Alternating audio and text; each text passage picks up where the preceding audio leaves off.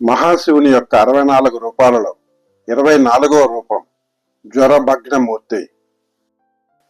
జ్వరభగ్నమూర్తి అనేది మహాశివుని యొక్క ఒక అద్భుతమైన దివ్య రూపము. ఈ రూపములో శివుడు 3 ముఖాలు మరియు 3 కాళ్లతో నృత్యము చేస్తూ భక్తుల జ్వరాలు, వ్యాధులు, దోషాలను తొలగిస్తారు. అందుకే ఈయనను జ్వరహరమూర్తి అని కూడా పిలుస్తారు.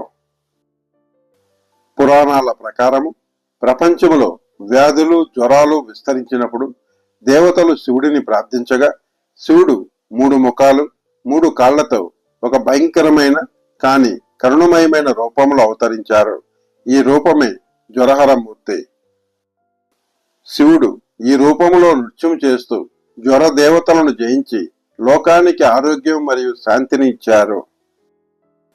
ఈ రూపములో శివుని యొక్క 3 ముఖాలు సృష్టి, స్థితి, లయలకు ప్రతీకలు కాగా 3 కాళ్ళు శరీరము, మనసు, ఆత్మకు సూచిక.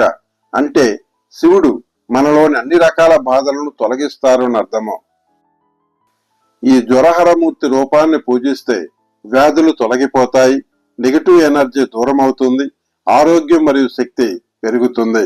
ఓం నమః శివాయ.